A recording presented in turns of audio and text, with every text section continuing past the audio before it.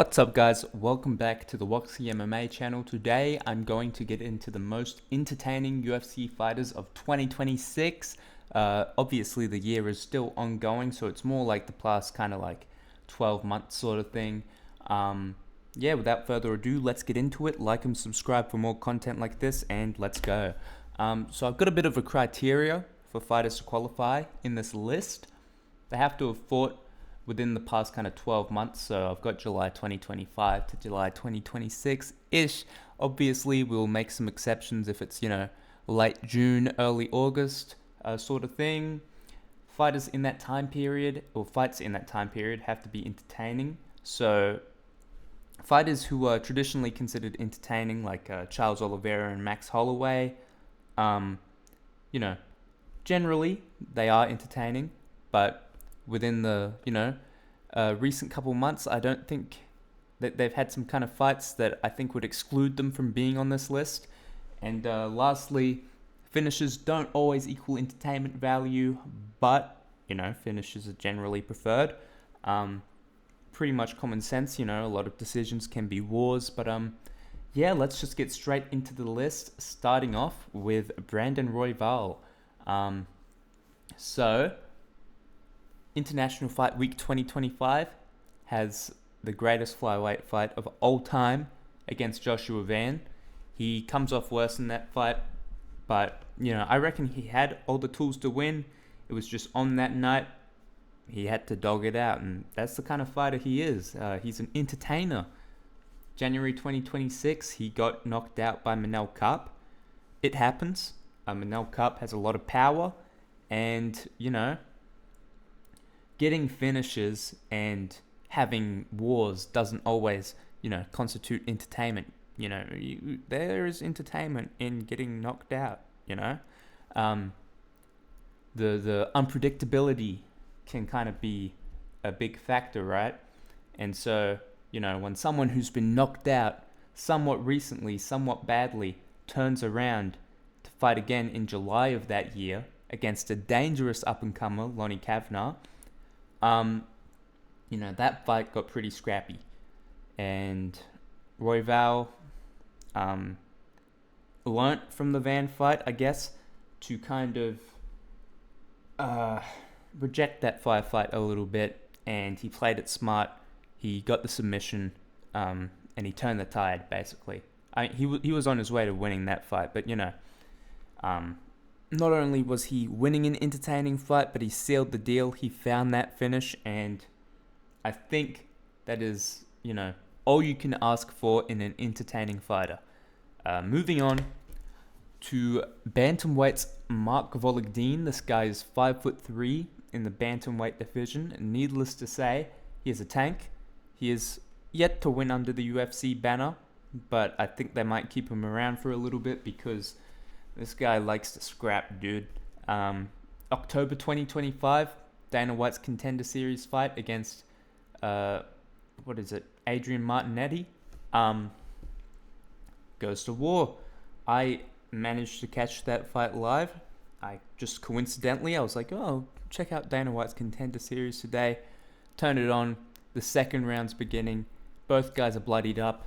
I'm like, well, something's happened in the first round. I keep watching. Holy fucking shit. What a crazy fight. Vologdin is durable. He's powerful. But he's defensively irresponsible, so he gets hit a lot. Sometimes the most entertaining fighters aren't the ones who are, doing well. Vologdin just gets in these firefights all the time.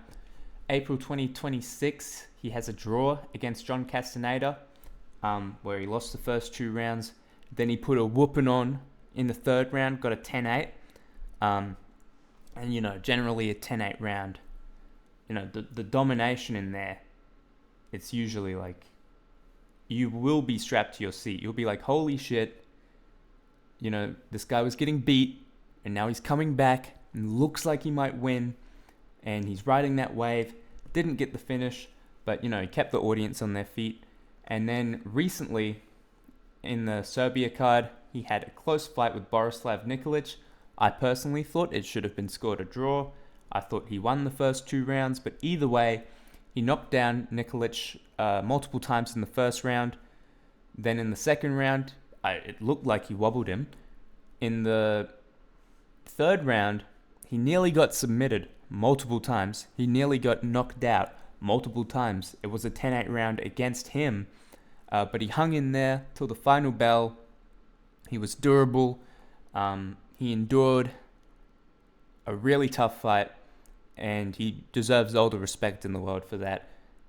Mark Vologdin is definitely the most entertaining bantamweight of 2026. Moving on to the featherweight division, we have Tommy McMillan.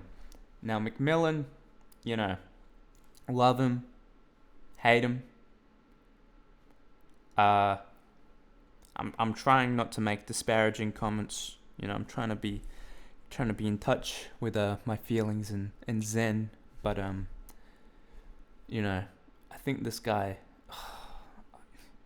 Any joke you might want to make about Tommy McMillan feels like a low-hanging fruit, especially since he does put on good fights. Fought one of Arman Sarukian's teammates, David Magoyan, beat him, competitive decision, but scrappy, and he got the lead, and he was going crazy. Then he fought the Zucchini fella in April of this year. It was a one-round fight where he got the finish late in the round, but he was going back and forth. He was getting tagged. McMillan got tagged again in... I wrote the wrong date. It's July 2026. But against Alberto Montez, he went to war in that fight. I think Montez got the first round. Sure, McMillan was kind of, he was landing more. But, he's a volume striker. He doesn't land with the most power, but and he also is pretty open to getting countered, which we saw Montez take advantage of, and he took the first round based on damage, I thought. But from there, it was a McMillan wash. He set a total strikes thrown record, I believe, in a 3-round fight. It was like 500 total strikes thrown. And he got the finish late in that fight. I believe he's going to get booked for UFC Noche in September, which is only about a month away. So I'm excited to see who he's fighting there. Look out for this guy. He is making waves in the featherweight division like no other. And if we go back a little bit, it's going to be bad. It's going to be bad. Lightweight, I've got Mason Jones. I've also got another lightweight that's going to be at the end of this video, but, that's a surprise. Knocked out Balaji Yoki, went to war with Axel Sola. He takes so much damage in his fights, which is why, he hasn't fought a lot. But, beyond this kind of 12-month period, he's also had, wars with Jeremy Stevens. I believe he fought David Onama. I'll just double-check that. Did he fight Mason Jones Onama? I think he beat Onama, right? Yeah, he did. But Mason Jones is a dog. He got cut from the UFC. Then he, racked up a couple regional wins, got back in it. He's just been going to war. He fights, he gets hit a lot. I think that's a common theme with a lot of these guys. They do get hit. They might not have the best defense, but Jones is just so relentless. He's just always coming forwards, always landing powerful shots. His face gets cut open a lot. There's always blood in his fights. Yeah, Jones is pretty wild. I'm pretty sure he's got a fight coming up.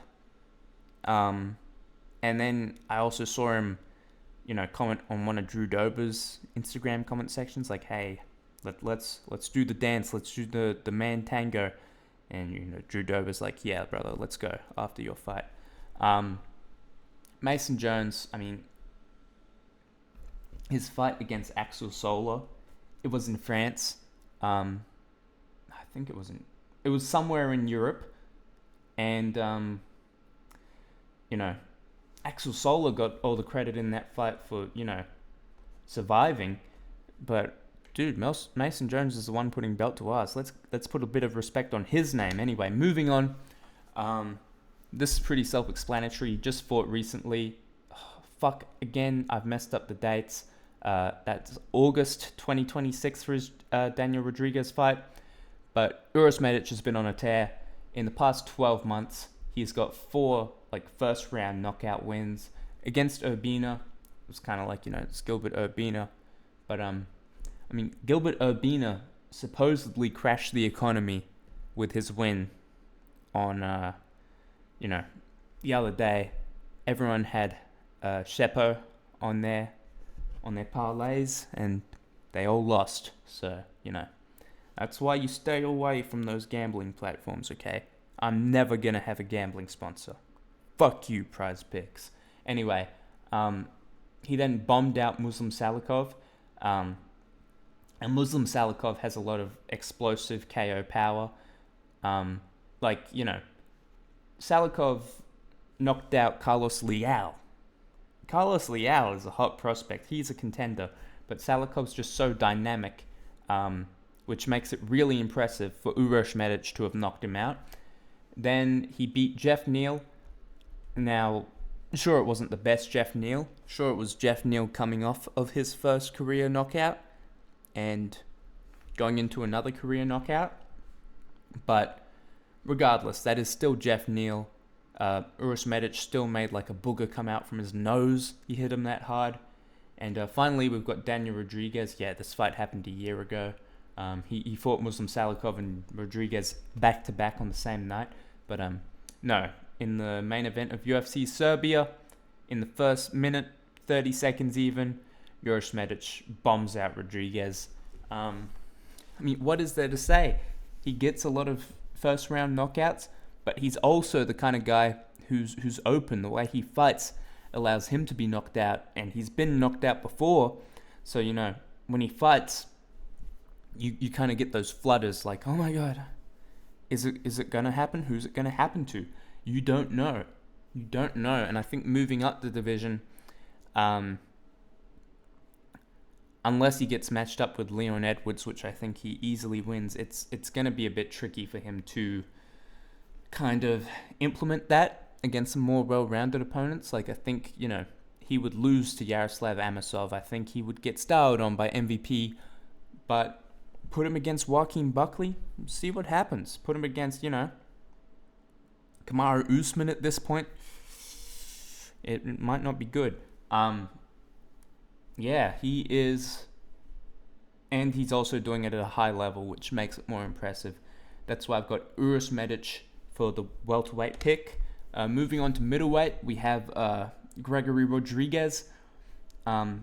He's got a fight scheduled against Anthony Hernandez at UFC Sacramento. That should be a good fight. I reckon I might have to go with Hernandez on that one, because we've seen Rodriguez kind of gas out before. But against Jared Cannonier, right?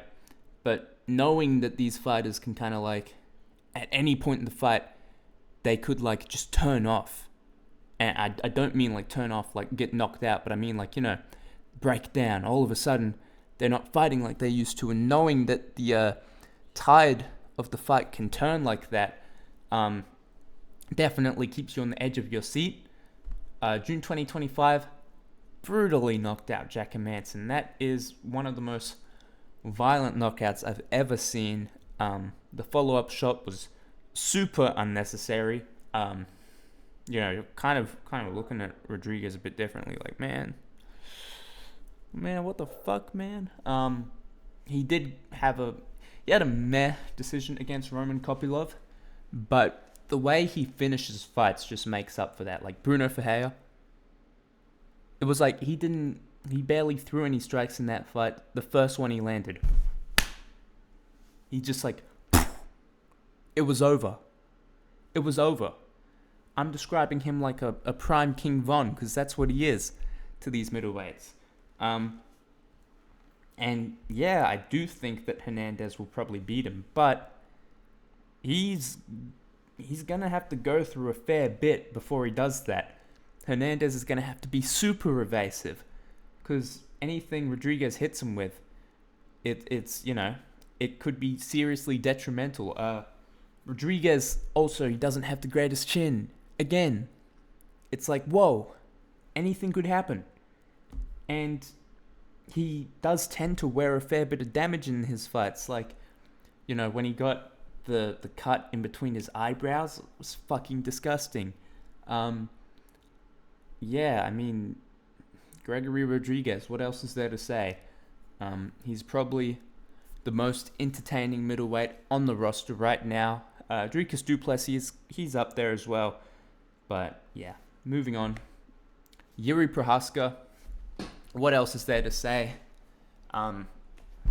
His Khalil Roundtree fight drops the first 2 rounds, and then the saxophones.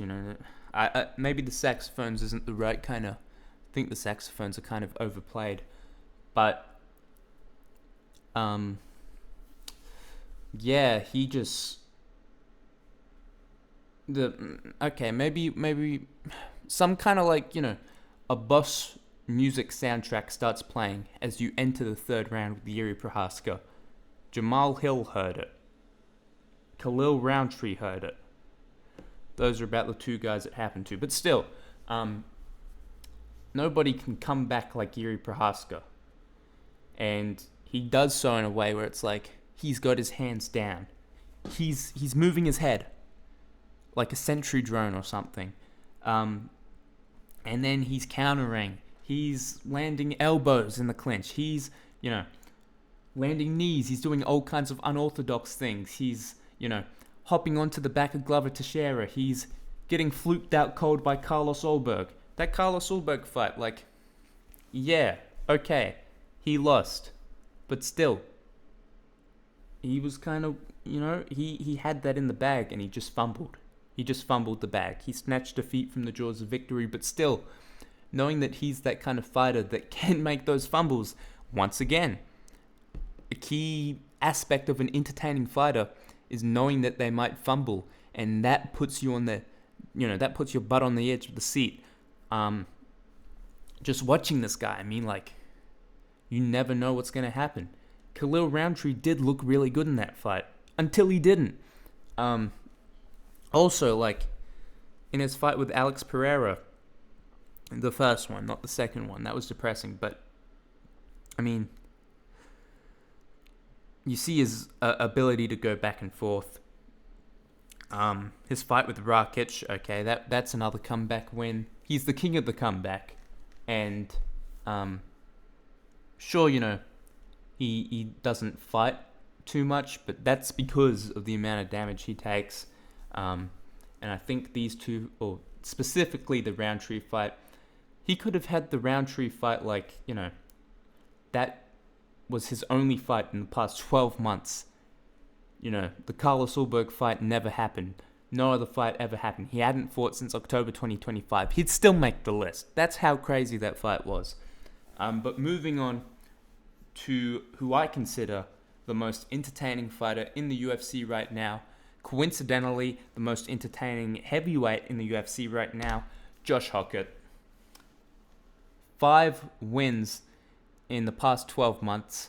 Crazy. He got his Dana White Contender Series win, TKO.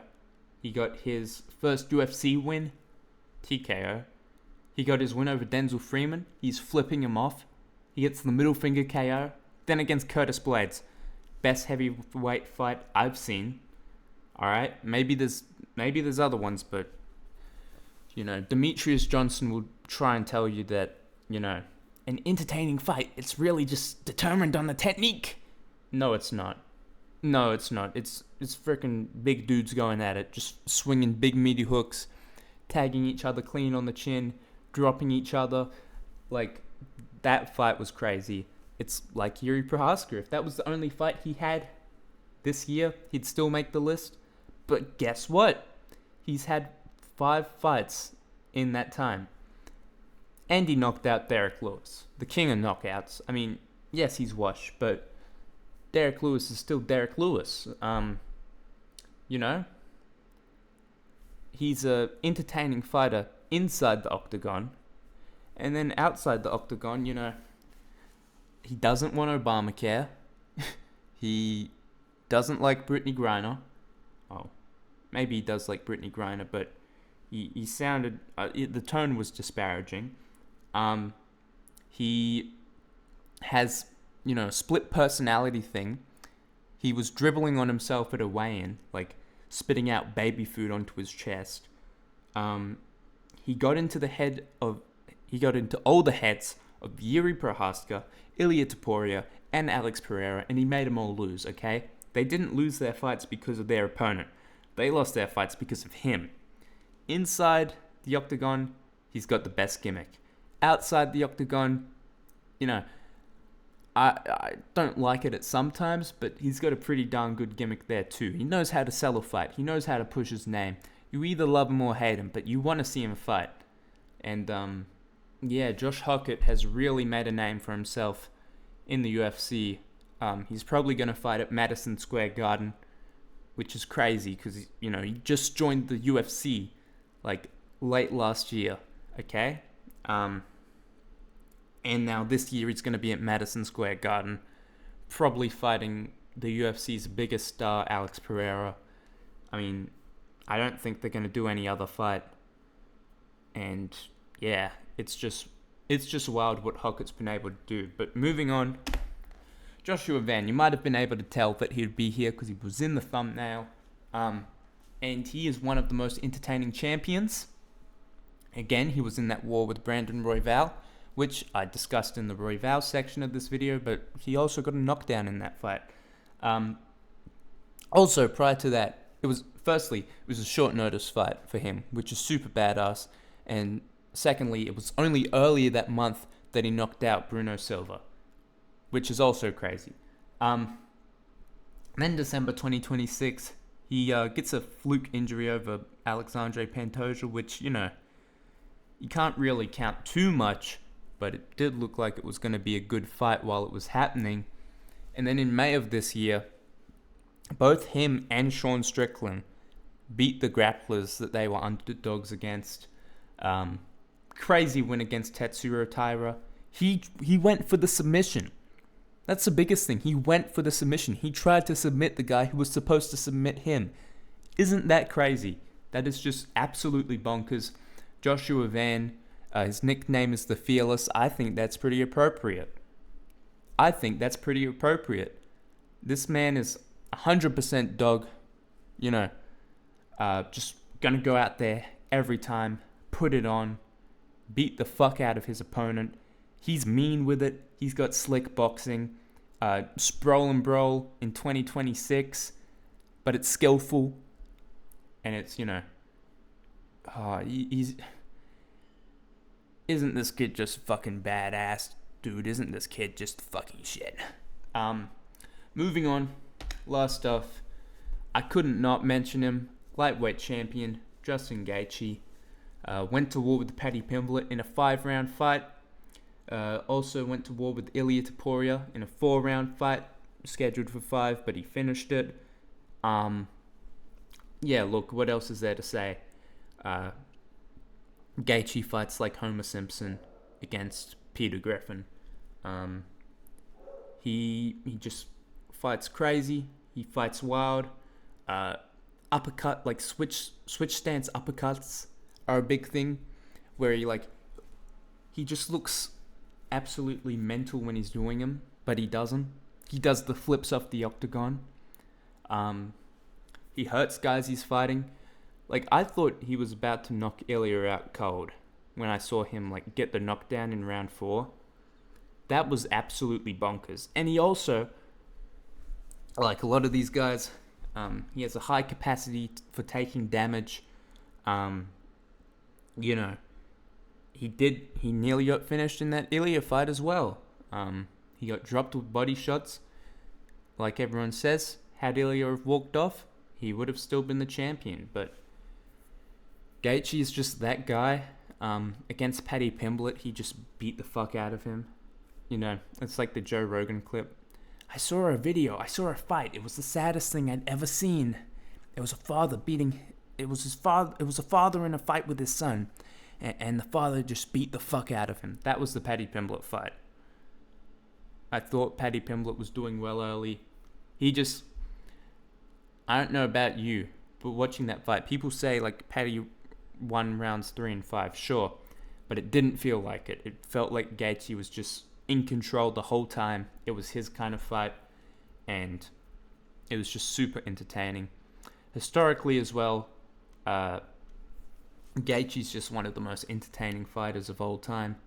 Michael Chandler fight, Michael Johnson fight, Dustin Poirier fights.